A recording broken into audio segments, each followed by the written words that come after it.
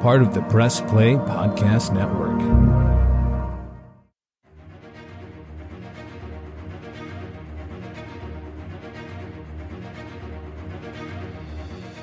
Welcome back, everybody, to Podcast 616, the official podcast of Earth 616. I'm your host, Damon Royster, and today, oh man, I've been saying this for a while. Truly, no one wanted this to happen, but you know, when you decide to watch all the Iron Man movies, you have to watch Iron Man 2, aka Mickey's Revenge. Joining us today, we have two fabulous writer-performers. This first one is in Hollywood, California, with me here in the West Coast, a frequent visitor at California Adventure Time. I think that's what it's called. Please welcome Becca Slack. Hello. Hello, Becca. How are you doing today? I'm doing well. How are you? We're getting through it. Yeah. I mean, we watched Iron Man 2. We watched Iron Man 2. Not a great way to start the weekend, I have to say. Our other writer-performer and tarot card reader from Chicago, Illinois, newly in her own place, bangs for days. And by that, I mean she has bangs for days. Please welcome Phylicia McLeod. Yes, hi. Phylicia, how are you? I'm doing okay. Mm-hmm. How are you doing? I'm good. Are those balloons behind you? They are. They're from previous birthdays that I have had. Okay. Wow. Already trying to get a Libra conversation going. All right, guys. We're here today to talk about Iron Man 2. I hate this movie so much. A lot of people say that Thor: The Dark World, which is Thor 2, is the worst Marvel movie. I think it's this one. Because I think Thor: The Dark World is a bad Marvel movie, but Iron Man 2 is just a bad movie. It's all over the place. Becca Slack, talk to me about what is your relationship to Iron Man 2? My relationship to Iron Man 2 was, we didn't have a relationship really. I had never seen the first one. And so I watched the first one, which came out in 2008. And I was like, what was I doing? I was in college, and I guess I don't think I saw movies in college. I just too focused. Forgot about it.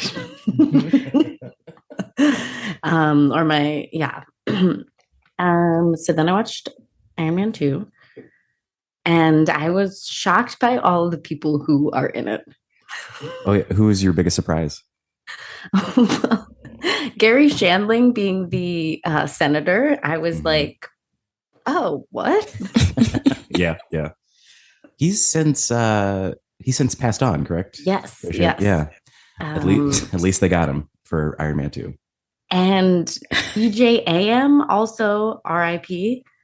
Damn. Who was Do you remember at the party when he's like being drunk Iron Man? I did like that.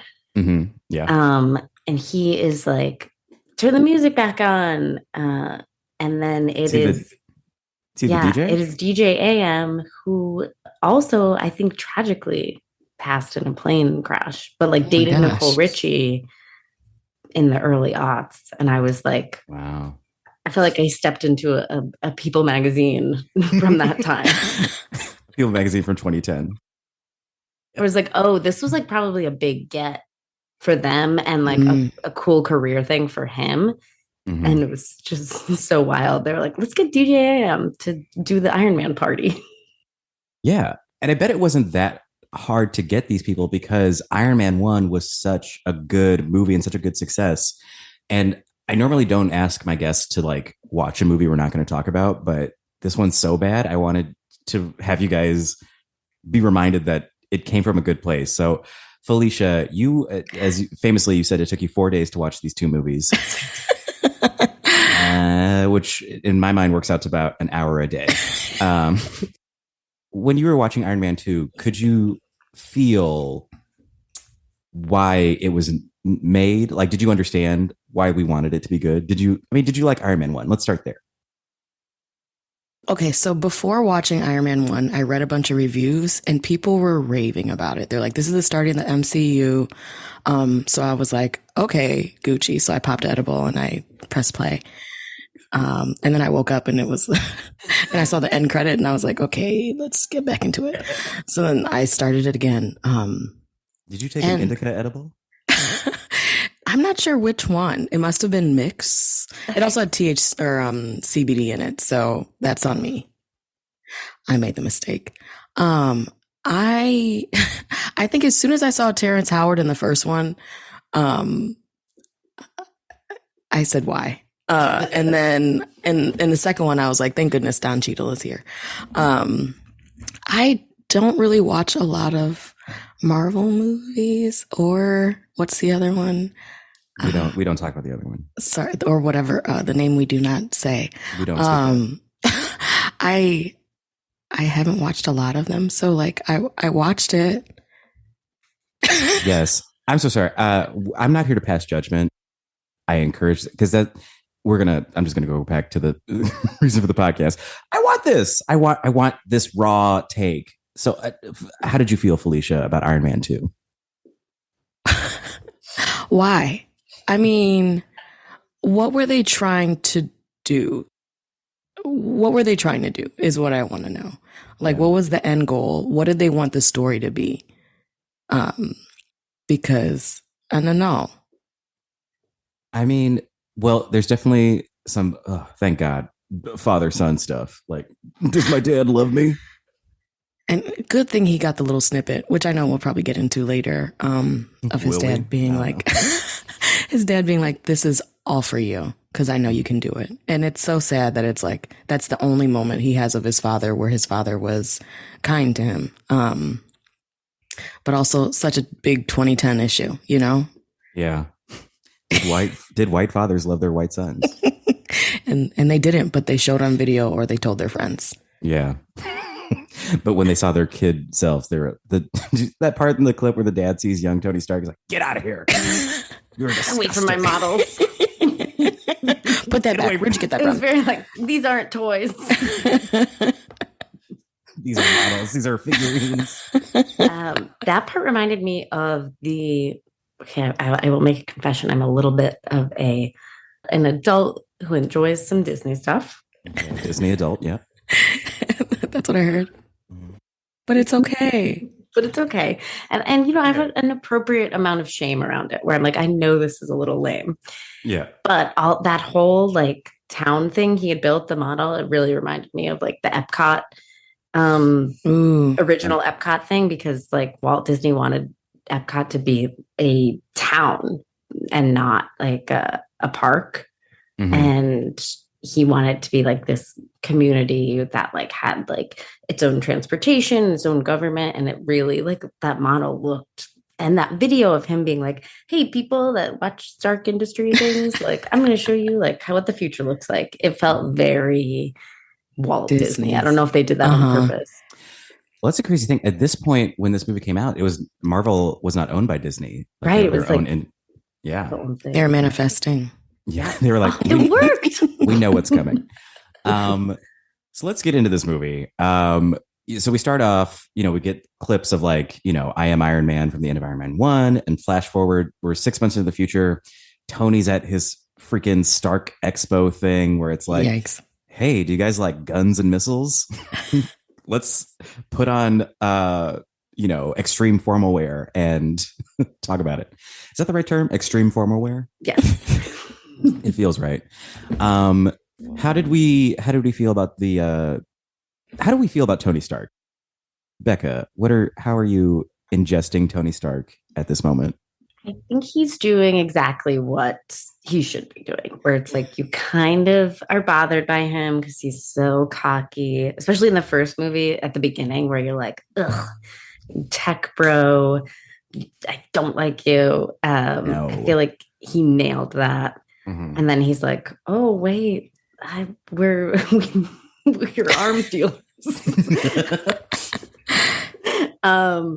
So I liked that shift where he's like, wait, we must be all about peace. But then he's still so cocky and you're like, oh, Tony, what's wrong with you? But then he has that like, I wouldn't be able to resist. I'm too weak. Oh. If I was Pepper, I'd be there. Yeah. I think Pepper Potts is the most relatable character because of that. Even though she's like, oh, Tony, but also, oh, Tony. So y'all just drank the Tony juice. Yeah, I'm not strong. Excuse me, do my ears hear a counterpoint? Okay, so we're in a safe space. Absolutely. Tony didn't do it for me, and I want you to really take a moment. I don't want you to react immediately. Okay. When we first saw the villain turn around, and the villain, I saw Damon, fix your eyebrows. I saw the villain's lips. There's something about how juicy they were. Everything else about him was absolutely scary. But there was something about his lips, and I hope everyone can see that. Are you referring to Mickey Rourke? I'm not a perfect person. So you're saying, I'm so sorry, Michael, don't actually cut this. Please keep this in. But also, stop the presses. Phylicia, are you telling me that given the choice of Robert Downey Jr. and Mickey Rourke, I'm so sorry, Mickey Rourke, you're going full Mickey Rourke. I'm not choosing any, but if I was just to have a glance. Look, I moved in by myself. I don't know how to act in society, and that is what has happened. That you watched these movies for 4 freaking days, and you came out of this not charmed by RDJ. I think he won me over immediately in Iron Man 1 of being a trash person. So I just believed him to be that, and I couldn't learn anything else. All right. God, I'm so sorry. I can kind of see the Mickey Rourke thing. I know. Thank you. Oh, but he's so raw. Every time you saw anything with his feet or hands, it was really scary, or his entire being. I just wanted to focus on that one piece of the body. Well, okay. Let's the lips. Let's talk about hot lips. Mickey Hot Lips Rourke. This is the villain Whiplash. Did anyone get that? Did you catch his name as Whiplash? I had to, when I Wikipedia'd it, I saw that it was Whiplash. And then I was like, oh, he had the electric things that I guess. And then it all made sense. But I would not have put that together. I mean, how did he work for you guys as a villain? Like, he was scary, but were you actually threatened or worried he was going to actually succeed? No. I just think he didn't have the funding. He truly didn't have the funding. He needed Sam Rockwell, who I was like, oh my gosh, great villain. Yeah. Okay. I don't want this movie to destroy our friendships, but I think I just like Sam Rockwell in anything. Yeah. Oh, yeah. This is not a ding. I also like Sam Rockwell. He's the only Bob Fosse to me. If you don't get that sentence, don't talk to me ever again. But this podcast is over. I think it's so cute because his wife is the blonde reporter, played by Leslie Bibb, the actress. Oh, okay. So that scene were they in Provence? Is that where we were? Where the racetrack scene happened? Yes. I can't remember who they are. That is adorable now that he was trying to flirt with her. That's so cute. Mm-hmm. So that's real cute. I love that. But let's get into let's talk about, Sam Rockwell plays Justin Hammer of the Hammer Foundation, I guess, and Hammer Industries. Phylicia, how did you feel about this weasel, this little gnat, this nothing man trying to come for Tony Stark's legacy? Did you like that? For the movie purpose, I did. I was like, wow, good. We got some action. As a human being, very annoying and fun, because it's I've met people like this too. So that was really enjoyable to watch in this movie. Mm-hmm. Should we call it? Yes. I mean, it's barely a movie. I mean, here's what I'll say. Those are our villains, Hot Lips and Weepathon. Mm-hmm. I will say this movie has the best first 30 minutes of any Marvel movie. It's a great first 30 minutes. Up until that racetrack scene, I'm in it. I love it. So like I think I like the first 30 minutes. You know, we get to re-meet Tony Stark. He's a very confident person. We get this wonderful scene in front of Congress. Love that. Where we get to see the new roads. I want to go to Phylicia. So you hated Terrence Howard. I didn't. Correct. I didn't hate him. I just thought it was an interesting choice when he popped up, because I had no idea who was in the movie. I just, even though there was opening credits. So I was like, okay. I was just glad that it was Don Cheadle this time, because I just love him as an actor. Yeah. Did you catch his very first line in the movie is to Tony? He says, wait, let me find it. He says, I'm here, deal with it. Like, look, it's me. I'm here, deal with it. Did we catch that meta moment? Becca, how do you deal with when things are recasted? Do you like it or are you mad? I always want to know like the reason behind it. And I didn't do my hard research on this, but I asked my boyfriend, and I think it was a money thing. Like Terrence Howard wanted more money to come back, but I did not fact check that. I mean, it's part of it too. Yeah, I could see that. I also could see, like, I think I said in the Iron Man 1 podcast that like nobody wanted Terrence Howard back. He's hard to work with, right? That's like the across the board. And he's even said it himself. Yeah. I'm difficult. Yeah. And Don Cheadle seems like a dream to work with. Oh, and then he gets to like fuck with a suit and like be battle guy. I'm like, Terrence Howard could never. You fucked up.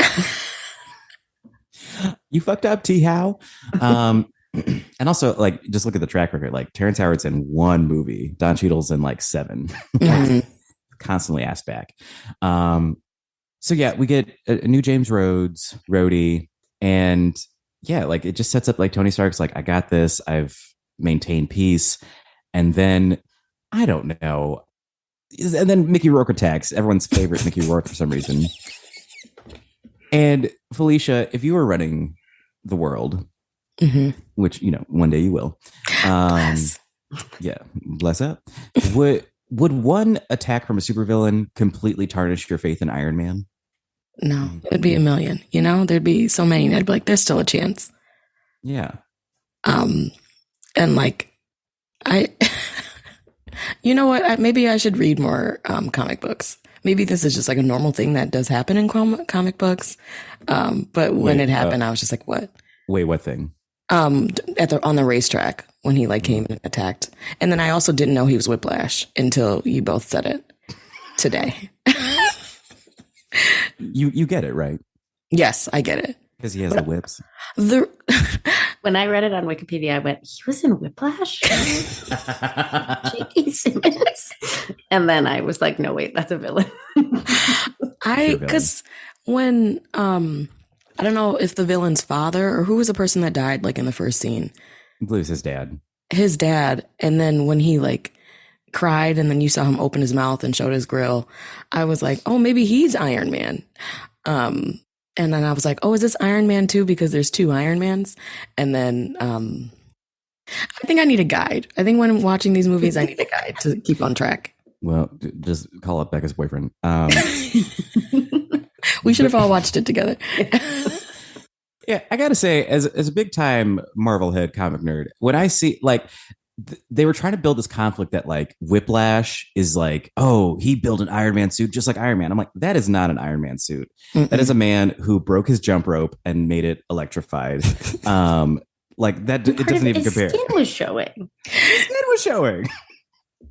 There's nothing bulletproof about that setup. It's like, oh no. If Russia can do this, anyone can. Like that is like, you know, like in the congressional hearing, they had all those like footage of like people with their poor attempts at making their own Iron Man suit. Like this one, like, and also Iron Man defeated him. I didn't buy it. Pretty quickly. Didn't buy it. I feel like before we take a break, we have to talk about Gwyneth Paltrow. She funds this podcast. Thank you, Gwen. There was a moment, I don't know if anyone caught this.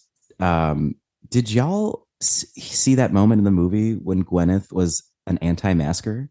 Because she was sick at work and he said, put a mask on. That hit me. He's like, she's sick. He said, put a mask on. And she was like, that's insulting. Because he is immunocompromised because he's dying. Also, yeah, Tony Stark is dying in this whole movie. So he's like, please put a mask on. You're sick. And wow. she put on her MAGA hat and was like, hell no. No, thanks. My body, my choice. I've been saying this in all these Iron Man movies. I'm so sorry. Like, I love Pepper Potts, but the more I watch these movies, I'm like, she works for an arms dealer. Like, yes. She's very okay serious about it. Yeah. Yeah, she's very okay with it. Like, her whole thing is like, stop being Iron Man. Go back to making missiles that kill children. Like, yes. She's like, our stocks are dropping. Can't you make some horrible weapons? Ever since you stopped demolishing small villages in other countries, we're losing so much money, Tony. Phylicia, now that I've ruined Pepper Potts for you, how did you like? Did you like Pea Potts? What was that? I liked her from Iron Man 1. I liked her. So I was like glad to see her back. Because she had some comment where somebody was like, oh, I see you're still doing dry cleaning. And she's like, yeah, sometimes I also take out trash. Are you ready to go? And I was like, okay, that's my girl. Yes. Ugh. And that woman she said that to, that was Sam Rockwell's wife. Okay. It's all connected. And how about you, Becca? How did you feel about Goop Queen herself? I like the name. It's such a comic book name. I feel like all the gals get like names like that. Gals getting the fun names. Yeah. Oh man. I never know if she's a good actress. Wow. I'm always asking that when I watch her. There were a couple scenes. That should be where you should know by watching her. I'm always like, is this good? Or did you have famous parents? There are a couple scenes where they were like talking and I was like, are they both in the same room for this? Yeah. And they had to have been because, right? Right. Because the technology was not there before. Okay. Amazing. All right. I did like how she was kind of chill with him checking out every woman everywhere. How it didn't faze her because she was like, I only care about the spreadsheets and the numbers and you making weapons of mass destruction. So check out ScarJo. I mean, we're going to get to her, but I think, when you choose to go into business and love with Tony Stark, you have to make certain sacrifices to your mental health. All right. We're going to take a quick break. When we come back, we're going to hit up the bizarre element of this movie, which sadly is Scarlett Johansson and Samuel L. Jackson. Why were they here? We're truly going to go into the rest. We're leaving the first half hour of the movie, basically. The good part. Yeah. So keep it right here to Podcast 616, and we will be right back.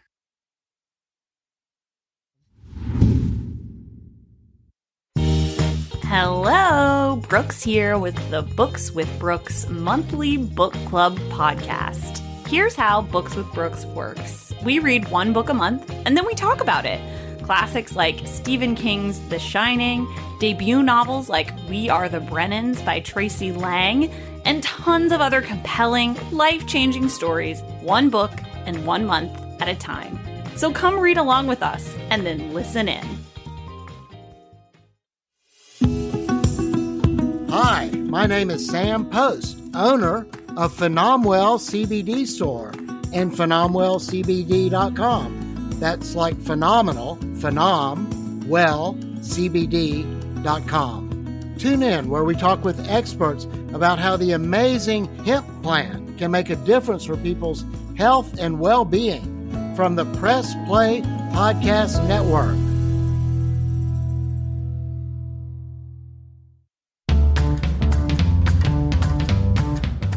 Hey everyone, this is Don Mike Mendoza, the host of Producing While Asian. Join us in Season 2 for more conversations with actors, artists, producers, and more from Broadway, Hollywood, and beyond, every other Wednesday on the Press Play Podcast Network.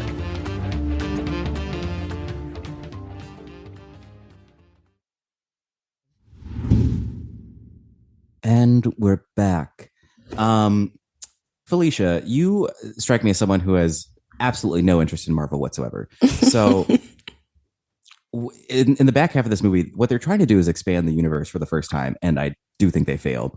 So Phylicia, how did you react to Scarlett Johansson and then later Sam Jackson showing up? Did you understand who they are and who they were?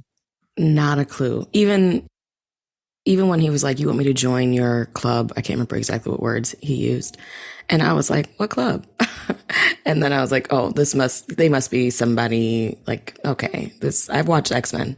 I get how clubs are made, but I knew that there was a reason why they were there and they were important people that I should know. Especially because she's Black Widow. Yes, exactly. Yeah. Okay, she knows, and he is. I love the way you said so many inflections. Like Widow. And he is. Oh, he's just Nick Fury. He's just a name. Okay. Very cool name, though. Nick Fury, exactly. Mm-hmm. But I didn't understand, even not to like jump all the way to the end. Like, what do you call the end credits? That last little the post-credit scene. And I saw Thor's. You know what it is. It's exactly what it looks like. Rock handle, club. I've already said it, there's a character named Justin Trudeau. Thoreau. X. You saw Thor's hammer. Mm-hmm. Hammers look like this. Okay. And for those that can't hear what I did a whooshing noise like you would a hammer to a nail. You know, I liked Thor, the new one. So it let me know that that's coming up. Yes. Yes. And that's all they wanted to do. I think you got it. Becca, what's your Scarlett Johansson, Black Widow? How was it? How gratuitous was the horniness everyone felt for Scarlett Johansson? Or better question, was Scarlett Johansson the horniest person in this movie, or was everyone horny for Scarlett Johansson? That is a great question, because I feel like she came in like, oh, I'm a lawyer. It was very much, you could almost hear the drum set going. Document. You could hear the drum set going. Yes, in those very 2010 work pants that are just like balloon leg. Like, I'm a businesswoman. All the pants in this movie were insane. It just made me, I was like, oh yeah, we were wearing wild pants at the time. Remember how we all wore bootcut jeans, but no one wore boots? There are pictures of me on stage in some horrible bootcut jeans, Sperry topsiders, and like a pink V-neck, like American Apparel deep V. And I'm just like, who let me go outside like this? But it was a different time. Yeah, I feel like it was like everyone was like a cartoon wolf with their eyes bugging out and their tongues like unfurling. But then she kind of like loved it.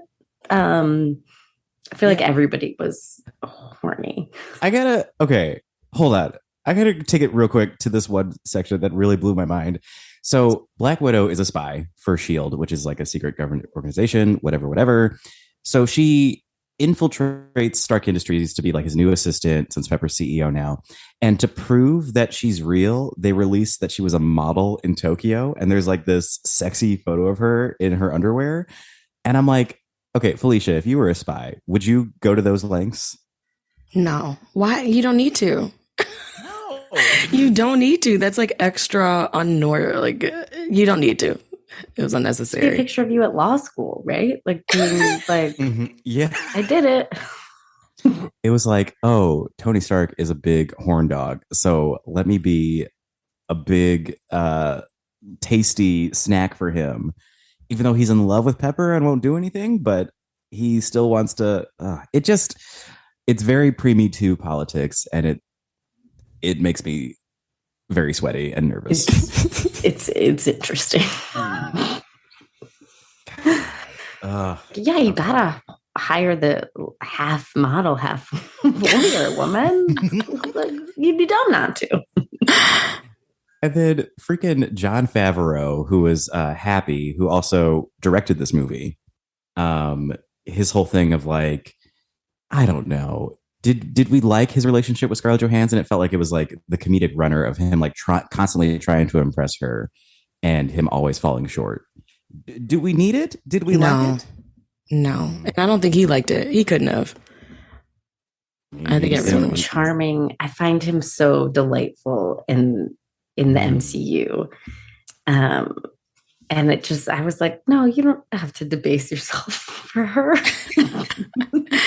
Just let her be. Let her be gorgeous. That's it. It is actually, I'm having this thought now. It is funny to think about the trajectory of Jon Favreau in the MCU because he later ends up dating Peter Parker's aunt, who was played by Marissa Tomei. And I would say they're in the same wheelhouse. He's pulling some hot tail for sure. Pull some hot tail for sure. The man's got a type. I did have to Wikipedia that and be like, wait, is he the same character? And then because I'm scattered in my Marvel stuff, and I was like, okay, so Tony Stark took Peter Parker under his wing, and that's how they all know each other. Yeah. And I mean, shout out to the conspiracy theorists out there. There are people who say at the end of this movie where there's that little kid who's dressed like Iron Man and Tony saves him. Some people say that that's Peter Parker. That was like a Tumblr theory way back when. I love that. Where it's like, that's fun. Yeah. You know, Phylicia, it's a fun franchise. Maybe you tell me the good ones to watch, and I'll watch the good ones. I would love to. Yes. I want to take a second right now because as producer Michael knows, this is an acting podcast. This is the point in time where I would love to challenge everyone to a impression off. This is something I don't tell my guests before because I don't want them to plan. I think the most infamous line from this movie is, "I want my bird." Do you recall this moment? I thought the bird was really important from up top when he gave the bird a little bit of juice out of the bird's cup. The bird had its own cup. And I said, this bird's going to be something big in this movie. Felicia was like, lock in on this bird. He's what I really cared about. I don't care about this. Where's the bird? Becca, if you could please give us, you can either say the line, "I want my bird," or just give us your general, I would like to hear your interpretation of Mickey Rourke's accent in this movie. So Becca, if you, whenever you're ready. I feel like it was a lot of maniacal Russian laughter. So, I want my bird. That was bad, but it's okay. That's my impression. Yeah. Someone somewhere is going to like it. Absolutely. Yeah. This podcast is listened to in over 3 places in the world. So yes, someone's going to love it. I felt I went to Dracula, but I'm leaving it. I liked it because it was very from the throat. And I would say he went to Dracula first. I think correct. Thank you. Yeah, it's not unfounded. Phylicia, please. You're next. Okay. That's not my bird. When they brought the wrong bird. Yeah. Wow. Because he did spend a long time on the word bird. I didn't quite get there vocally because I haven't had my tea, but that's, yeah. Good to have the tea after a recorded podcast.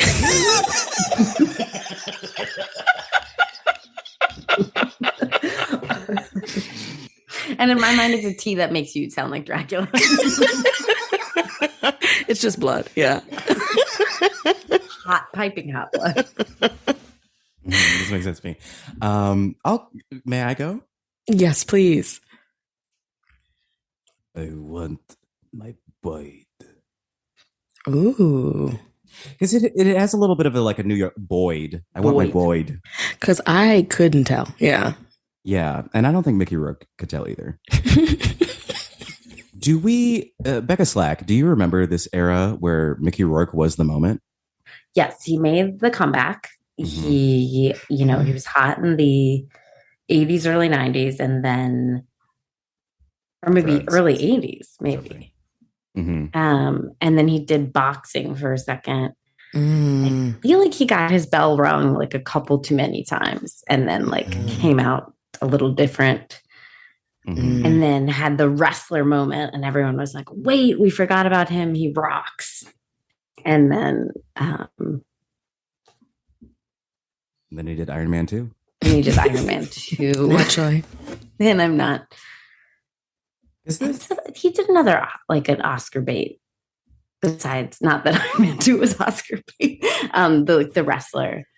I feel like he did another one that was good, but I think so. He seems like right. a wild man. Yeah. I think that's why they got him for this movie, because The Wrestler was 2008, as was Iron Man 1. And Iron Man 1 was Robert Downey Jr.'s big comeback movie because he had been gone for a while. Oh, I didn't even put that together. Yeah. So it's this thing of here are these returning late 80s, early 90s stars. Now that I think about it, just 10 years later coming back. And I think this was it for Mickey Rourke after this. And if that's wrong, I will not correct myself. But I think he was done. Yeah, I don't think for the best. Done a ton. I was looking at his Wikipedia, and it said I think he was having some problems, and then he converted to Catholicism. And there's a quote on his Wikipedia that says, "Actor Tom Sizemore refers to Mickey Rourke as a good Catholic." And it was that's not the person you want co-signing on your behavior. I think he's had a lot of trouble with the law. It's that. Yes, that's also crazy to me, to convert to Catholicism. I feel like they'll take anybody. Okay, that's Mickey Rourke. So we'll yada yada yada. The end of this. So he, again, great first half hour of this movie, and then we just coast. This movie just coasts, much like I'm doing with this podcast, but because there's not much to say. He connects with Justin Hammer, and Justin Hammer, a little weenie, decides he's gonna fund Mickey Rourke, but oops, Mickey Rourke is a villain and turns all the robots into drones. He attacks the weapons of mass destruction extravaganza, and everyone's scared. But thankfully, Rhodey has weaponized an Iron Man suit to become a war machine. Becca, did you want to talk about that? Your favorite scene, the drunken party scene? I did very much enjoy that. It. I was trying to be very academic, and I was like, "Ooh, is drunk Iron Man the precursor to depressed Thor?" Snap. That's huge. It's huge. I really liked that he was having a party with the suit on and just kind of destroying stuff. And then, DJ AM being there was just, for someone who loved culture at that time. And Nicole Richie's boyfriends? I don't know. Pretty sure they dated. I'm pretty sure. Phylicia, something I noticed in that scene, when Robert Downey Jr. is going to kick his friend's ass, he says, "DJ, put on a fat beat." And the DJ decides to put on Queen, Another One Bites the Dust. If you were going to beat up your best friend, which I assume is me. Correct. What song would you play to beat up your best friend? It would have to be Knuck If You're Buck, because then I think the fight would then turn to a rap off of whichever verse we prefer. And I think that's more of a fun fight. Yeah. Yeah. Amazing. Becca Slack, same question. What song would you use to beat up your best friend? Which again, I assume. My best friend. Oh, I would be. Oh, maybe Party Rock by LMFAO, because it'd be kind of funny and distracting, and maybe we wouldn't be fighting by the end. I love that. Mine would be The Clair de Lune by Claude Debussy. Of course. Yes. Because I love juxtaposition. Or yes, and I feel like in every trailer it is a slowed down version of a classic song when everyone's fighting. So like I like do, do, do. be my little baby punch. Maybe something like that. Yeah. All right. So we have that scene, but thankfully our two bros decide to do a bro down at what I learned recently was a Japanese peace garden. That's where all the drones surrounded them, and they had. Oh man, man? How about that ending? How are we going to defeat the robots? Shoot them all! Wow. Great. That's how easy. Why would it be that easy to destroy them? It makes me so mad. This movie is so dumb. It's literally It's literally a great half an hour coast, and then a last half an hour of pew pew pew. 100%. And I was like, how is this movie 2 hours? If that is like the conclusion and how easy it was. Yeah. How did we make it so long? When Penny was by that one drone and it was beeping and it was like red and beeping faster and faster, would you all just look at it?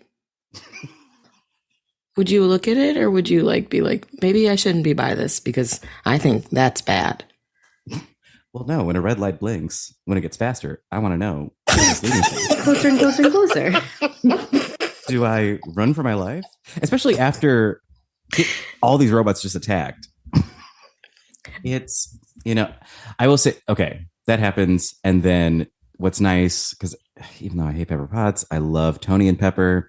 And this is like the official beginning of their relationship. Like Tony saves her from the blinking explosions. They kiss on a roof, and then romantic. Romantic. How does this movie end? What happens after that? Wait, they save the world. Mm-hmm. Oh, they get awarded the. Oh yes, Yes. Gary Shandling comes back, and he pricks him, and he said, "Well, little pricks suck," or something. Yeah, some other good line. Very clever. And also for you Marvel heads out there who know, fun fact: Jerry Shandling's character comes back in Captain America 2, where he's revealed to be a secret Nazi infiltrating the American government. So that's fun. That's a fun movie. I like Captain America 2 more than Iron Man 2, and that's my full review on Iron Man 2. Any final thoughts on Iron Man 2 before we go to our final segment? Let me look at my notes. I will say it made me want to watch the Avengers, the first one. Mm-hmm. This one actually, because I think after this is Thor 1, and then you see Captain America 1, and then it's the Avengers movie. So like, they're definitely we get a little bit more of Black Widow in Avengers 1. I wanted to talk about Sam Rockwell's dialogue when he was showing all the weapons. And he goes, I call this one the ex-wife. Mm-hmm. And it ended up doing nothing. And just like him like sniffing it like it's a cigar, and him just like being like, it was so just like, they were like, all right, Sam Rockwell, we're going to give you all of this dialogue. And he put on gloves too. He put on gloves for it. God. That was in my notes. Nice. All right. Is it time now for our favorite segment of this week and every week? I think it is. We're going to do a Fuck, Marry, Kill. Everybody's favorite game. We're going to choose 3 characters to one will fuck, one will marry, and one will kill. For Iron Man 2, I think it's fitting to do these 3, this nice trio. They had a lovely moment on the roof, all 3 of them. We're talking about Tony Stark, Pepper Potts, and Don Cheadle. As always, I'm sorry, and by Don Cheadle, I do mean James Rhodes. As always, I would go first to give my guest time to think about this important question. Mine is locked in. I'm killing Pepper Potts. She is an enabler. She, I think, is the power behind the power. You know what I mean? Like, if you're mad that Stark Industries is launching all these missiles across the world, she is the woman running the company. Tony doesn't do shit. Tony doesn't even know his social security number. Mhm. Pepper Potts is the true monster. She's also she's anti-masks, and she's not mask for mask. I can't abide this. I have to stop her. That's how I'll save the world. I'll be killing Pepper Potts with her own, probably with the ex-wife. Goodbye. I will be fucking James Rhodes. When someone's like new in town and you're like, let's just ruin this relationship at the top, let's just have a one night stand. You ever do this? Like, really blow it out. We're like, Really blow it up. You can tell by the chemistry. You're like, this is going to be explosive, and then explosive sexually, and then explosive personally. Let's Yeah. just get it out of the way. Yeah. So I'm fucking the new guy. I'm so sorry to his friends. It's fine. And then I'm going to marry Tony Stark, as I have before, and I predict I will again for Iron Man 3. Something tells me I know what's going to happen in the Iron Man 3 recording. But I'm going to marry Tony Stark because I'm not an idiot. Not to say if any of my guests choose differently, they are idiots. I'm just saying that for me, that is what I'm looking for. Becca Slack, I'm going to go to you. Who are your choices? I'm killing Pepper Potts. Sorry. I hate women. I think she's bad, and she's worked there too long, and she's, she drank the Kool-Aid, and now she can't even realize that like she's part of the problem. So she's gone. And also she doesn't do anything for me sexually. She I'd be looking at ScarJo too. And then I would fuck Iron Man because he's a playboy. He's gonna give you a nice romp. You're gonna have a nice roll in the hay, and then he's gonna like give you the Derek Jeter treatment and give you like a gift bag on your way out. Kind. Oh my God. Derek That Jeter is the rumor about Derek Jeter, is he gives people a gift bag after he sleeps with them. Texting him now. Sliding in the DMs. And then I'm marrying Rhodes because he's a good friend, and I admire that. It's a great guy. Better than Terrence Howard. Correct. All right. Phylicia. Okay. Who are your picks? Okay, so I'm going to whisper it. Okay, so I'm going to, I'm sorry. I'm killing Stark. Arrest that woman. I'm fucking Rhodes. And then I know, but Pepper, like, I think she can like financially, not money wise, but like organization wise, she could organize my life. And I would marry her. And I stand in it. I may have whispered it, but I stand strong. I feel like your cabinets would all be so organized. It'd be like the Yes. Khloe Kardashian or whichever Kardashian has like all the see-through stuff, and she would do that for you. We'd have our own bedrooms, our own bathrooms, so like I would not even be bothered. So maybe I just wanted to be my roommate. She's working all the time. And honestly, from what I understand about marriage, that's what it is. That's all it is. It's just a roommate situation. That does make sense, to marry her to, she wouldn't be doing evil anymore because she would be with you and not Tony Stark. So doing my evil. Yeah. Which is organizing. My evil. Wonderful. I love this game so much. Thank you both so much for doing this. Well, this is the part of the show where we got to talk about our social medias. Becca Slack, where can people find you on the internet? People can find me at Oh Boy Becca Slack on Twitter and Instagram. And maybe TikTok one day, but not right now. Not right now, honey. TikTok hard. Watch that space. Keep your eyes peeled. Phylicia, where can we find you? Yes, on Twitter, you can find me at Phi_Phi. And then on Instagram, Laugh with Phi. But I'm private, so we'll see. Good luck. And is the Phi PHY? PH, or Laugh with Phi, I guess. PHEE. Okay, thank you very much. This is Podcast 616. You can follow us on Twitter at Podcast 616P3. That P3 stands for Press Play Productions. Thank you for letting me do this.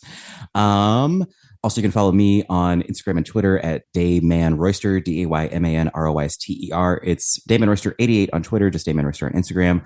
Also, follow me at Gay Frazier on Twitter and Instagram. That's gay with 2 A's, because that's how gay it is, babies. Producer Michael, hop on the mic real quick. Can you give us a letter grade for this podcast episode? How did we do? You guys did great. A+. Yay! Michael, what letter grade would you give Iron Man 2? Well, I rewatched it. Well, I didn't. Okay, I put it on. And because I remember before, like weeks ago, me and Damon had a talk. And I told him that Iron Man 2, I thought was the best one. But then... Blew my mind. But then I was like, because he said 3 was the best one. And I was like, I hadn't seen 3 in a minute. So then I rewatched 3 and I was like, okay, 3 is good. 1 is still my favorite one, even though I said Iron Man 2 is like really good too. But I rewatched 2 yesterday or I tried, and my friends hit me up and then they were like, oh, what are you doing? This and that. And I was like, oh, I'm watching this movie. You know what? We can hang out. And I turned it off. And that's what happened. So, yeah. Checks out. Makes sense to me. Makes sense. Well, thank you, Michael, Phylicia, Becca. Thank you guys so much for being here. Thank you to all you listeners, mostly Isaac Snyder. Thank you. This is Podcast 616. We'll be back next week with Iron Man 3. It's going to be so much better. Listen to that one. Well, this podcast was good, but the movie, watch Iron Man 3. Listen to this podcast. Watch Iron Man 3. Listen to all the podcasts. Everyone's great. I'm so grateful for everyone's help. I have to go to a pool party, so goodbye. Oh my gosh. And don't forget that with great power comes even greater responsibility. Stuck the landing.